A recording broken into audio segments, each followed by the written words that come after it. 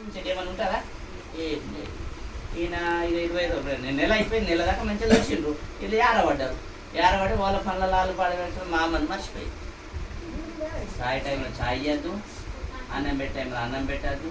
ఇది చేస్తే ఒకరన్నా అందరి పేరు అరే పొద్దున ఎట్లా అరే ఏ ఆడ 3 రోజులు ఉంటాడు కానీ మరి ఆడ 4 రోజులు ఉంటాడు అనుకోవాలి. ఇక్కడ ఉన్నది మరి ఇంత ఘోరం అంటే సృష్టి ఎట్లా పోతున్నది, ఎక్కడ పోతున్నది ఆలోచించాలి. ఒకప్పుడు మన అత్తమామ వాళ్ళ అత్తమామను పంచుకున్నారా? లేదు. ఉమ్మడి కుటుంబం, నలుగురు కోడళ్ళైనా ఒకటే ఇంట్లో ఉన్నారు. పెద్ద పెద్ద వంశం పెరిగిన ఒకటే ఇంట్లో ఉన్నారు. అయితే అట్లా ఉంచుకుంటా ఉన్నారు. ఒక 2 నెలలు గడిచిపోయింది. ఈయన దగ్గర ఒక సిల్లి గవ్వలేదు. అంత సంపాదించిన సిల్లి గవ్వలేదు. ఇక చాదామన్నా ఏమన్నా వాళ్ళే వస్తున్నారు, ఏదో ఆడుకుంటా. ఆయన మంచి బండసుడి మనిషి, మంచి 10 మంది పేరు వెళ్ళిన మనిషి. ఇక మానసికంగా దెబ్బలు చూడండి. 50 ఎకరాల భూమి ఉన్నది, గవర్నమెంట్ జాబ్ వాళ్ళు ఉన్నారు, కానీ ప్రేమతో అన్నం పెట్టడం లేడు ఆయన. ఏం చేయాలా? నేను ఒక కనీసం 10 రూపాయలు ఉంచుకున్నా మంచిగా ఉంటున్నానేమో.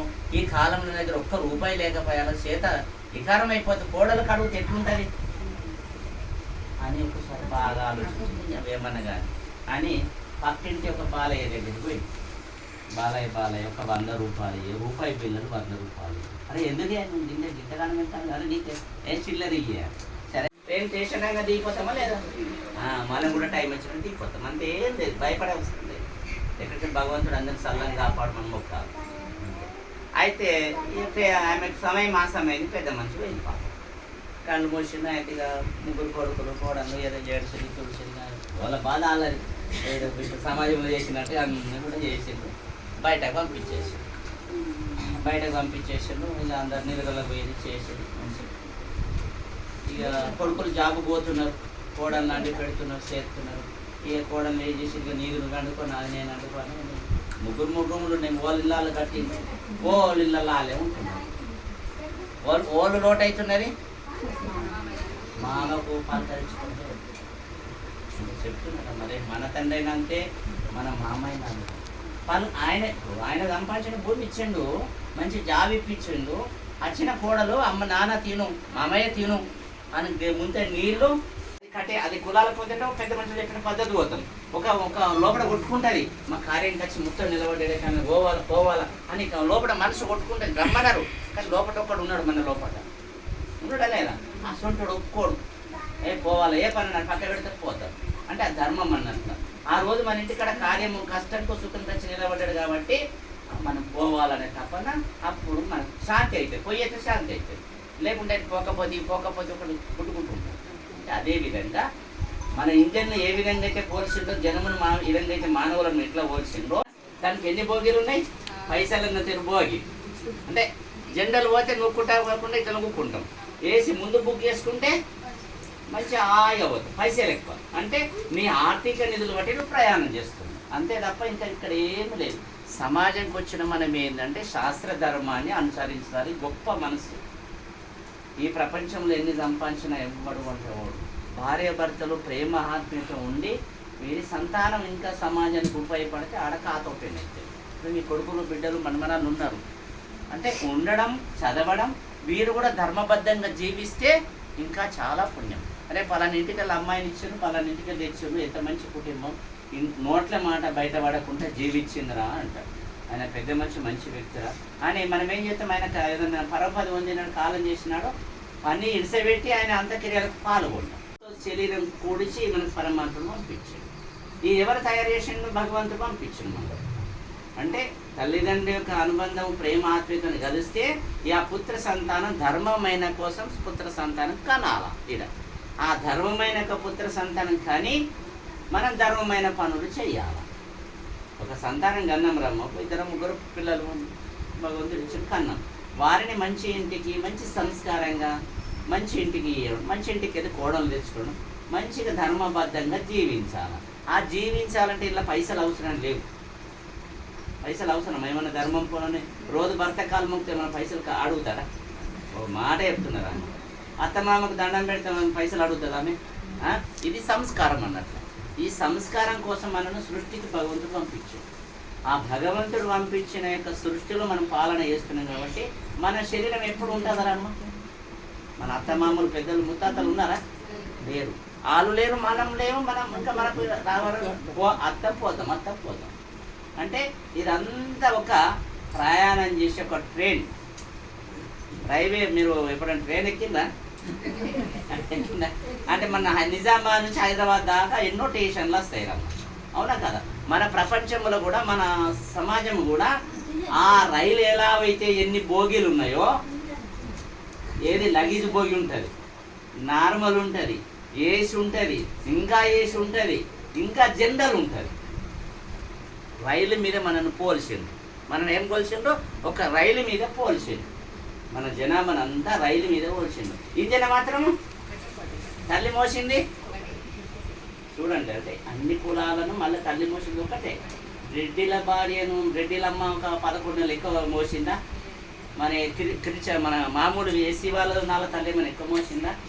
మామూలు వాళ్ళు ఉన్న రాళ్ళేమైనా ఎక్కువ మోసిందా? మన పరికర భూమి మన తల్లి ఏమైనా ఎక్కువ మోసిందా? ఎవ్వరికి ఎక్కడ ఎవ్వరికి ఏమో వేయాలి.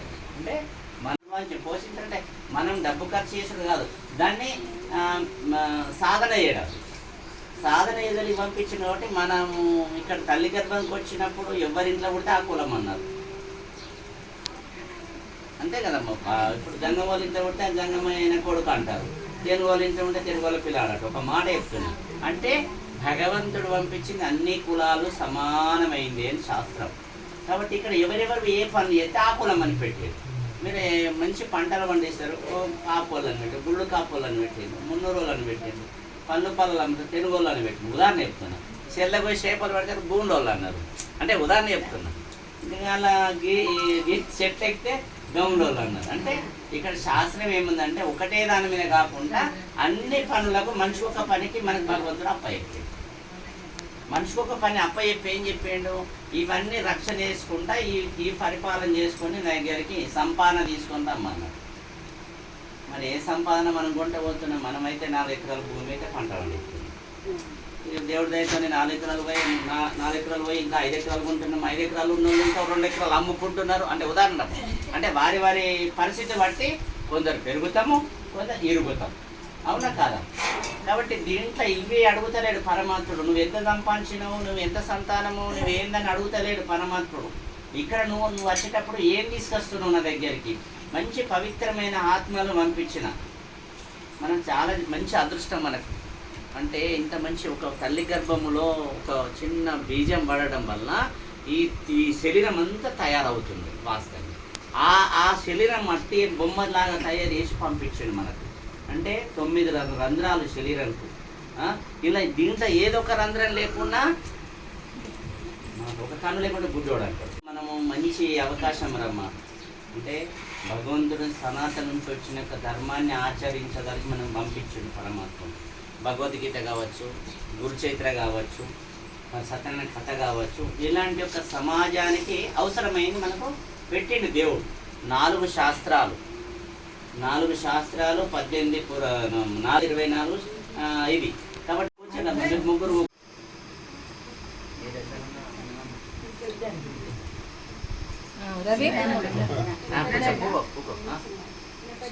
రాలేదు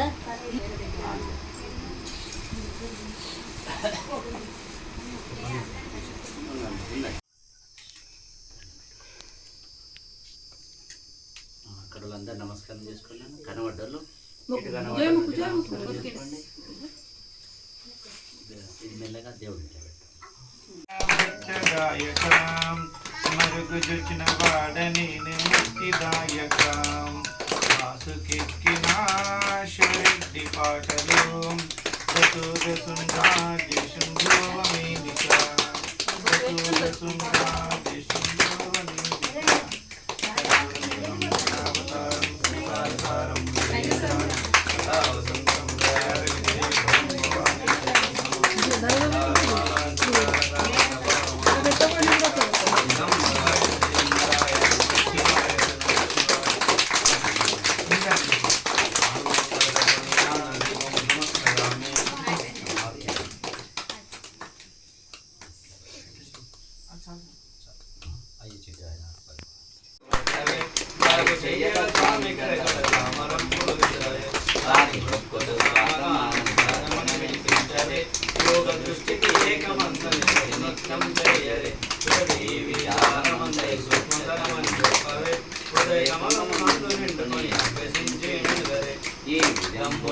మమవేతరు మార్గము దాటరే సరయో మాయప్ప గురుబల సరసిజమ్ములు నమ్మవే సరయో మాయప్ప గురుబల సరసిజమ్ములు నమ్మవే భగవానికి ఓం పార్వతీ అంతరి చెత్తన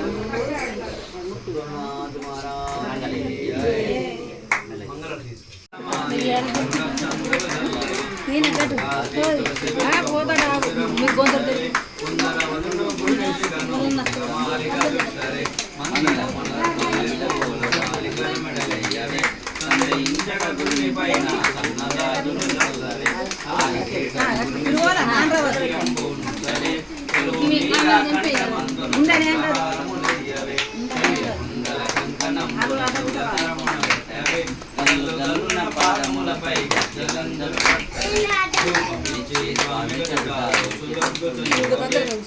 కనికల దీపములు నర్పించరే